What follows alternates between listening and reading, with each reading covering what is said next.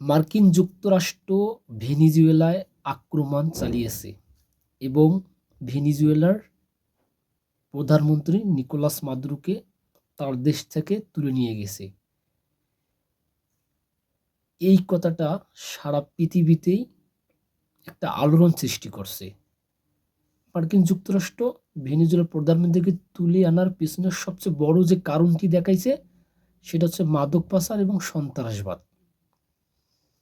মার্কিনরা অভিযোগ করে যে ভেনেজুয়েলা থেকে একটা মোটা অঙ্কের মাদক পাচার হয়ে যায় এবং সেটা হচ্ছে আমেরিকায় গিয়ে একটা অস্থিতিশীল অবস্থা সৃষ্টি করে এবং যার প্রভাবে অনেক মানুষ, অনেক মার্কিনরা নিহত হয়।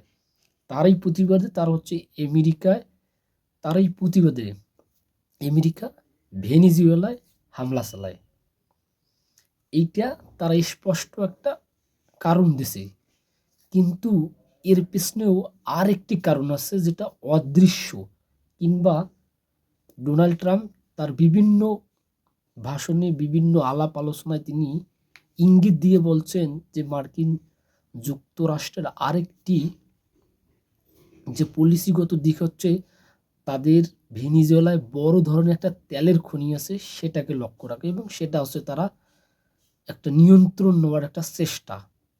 এখন ভেনেজুয়েলার ভূপৃষ্ঠে কত পরিমাণ তেল আছে এইটা নিয়ে কিন্তু একটা ব্যাপক ধরনের আলোচনা চলতেছে এবং হচ্ছে একটা এক্সপ্লেনেশন করছে যে প্রায় 303 বিলিয়ন ব্যারেল তেল সেখানে মজুত রয়েছে এবং এর ভিত্তিমূল্য আনুমানবিক 18 থেকে 45 ট্রিলিয়ন ডলার।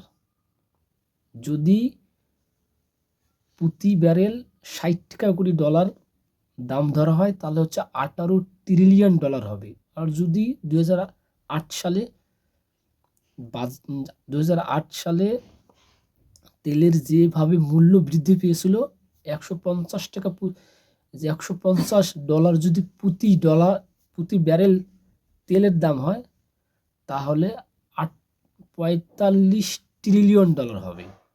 এখন এই 45 ট্রিলিয়ন ডলারকে বুঝতে হলে আমাদের বিভিন্ন কয়েকটি দেশের জিডিপি বুঝতে হবে। এই 45 ট্রিলিয়ন এমন একটি সংখ্যা অর্থনীতির, এই পৃথিবীর মোট জিডিপির প্রায় 40%। এটিকে যদি আরও ভাবে বলা যায় সেটা হচ্ছে মার্কিন যুক্তরাষ্ট্র এবং চীনের দুই দেশের মোট জিডিপির প্রায় সমান, কিংবা ইউরোপীয় ইউনিয়নের তাদের যে মোট জিডিপি আছে তাদের দ্বিগুণ, এবং প্রতিবেশী রাষ্ট্র ভারত তাদের হচ্ছে এই 45 ট্রিলিয়ন প্রায় 11 গুণ তাদের, এবং বাংলাদেশের 95 গুণ অর্থনীতি আছে। এবং এটাকে যদি আরও হচ্ছে সমৃদ্ধভাবে যদি বলা যায় যে মার্কিন যুক্তরাষ্ট্রের যে পুঁজিবাজারের যে কোম্পানিগুলো আছে, বিশেষ করে যে Apple, Microsoft, Alphabet, Amazon, Nvidia, Meta platform সহ টেসলা, এদের বাজার ভিত্তি মূল্য হচ্ছে 18 থেকে 20 ট্রিলিয়ন ডলার।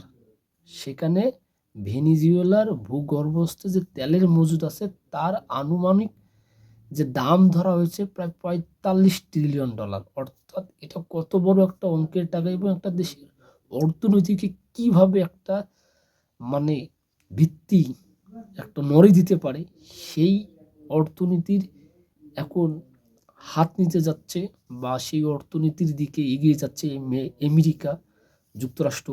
তারা এক ধরনের এই সন্ত্রাসবাদ কিংবা মাদককে সামনে রেখে যে তারা একটা পলিসি নিচ্ছে, তারা সেখানে হচ্ছে একটা ব্যাপকভাবে আবার একটা হয়তো আক্রমণে চালাতে পারে।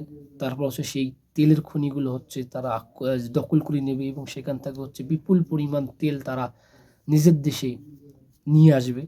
এই যে একটা আমেরিকার যে লক্ষ্য, তাদের এই 45 ট্রিলিয়ন ডলারের সমমূল্যর যে একটা অর্থনৈতিক শক্তি ভেনেজুয়েলার মাটিতে অবস্থিত, এটা কিন্তু একটা জাতা ব্যাপার নয়। এবং যে আমেরিকা দেখে ফেলছে, যেহেতু আমেরিকা নজর দিছে এই 45 ট্রিলিয়ন তারা হচ্ছে ডলার সমমূল্য যে তেল তারা হচ্ছে ভেনেজুয়েলা থেকে আনার একটা প্রচেষ্টা চালাচ্ছে। এই মার্কিন যুক্তরাষ্ট্র তাদের ভেনেজুয়েলা আক্রমণের যে প্রচেষ্টা কিংবা যে উদ্দেশ্য ছিল, সেই উদ্দেশ্য হচ্ছে এই বিশাল অঙ্কের হচ্ছে অর্থ, এই বিশাল অঙ্কের তেল।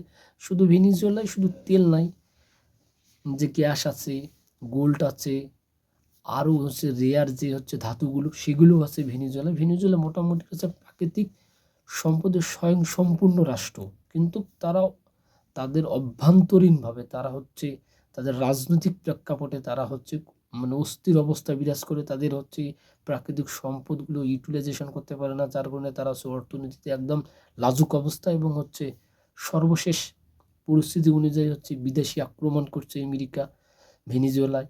এখন দেখা যাক সামনে আমেরিকা ভেনেজুয়েলার পরবর্তী পদক্ষেপ কী নেয়।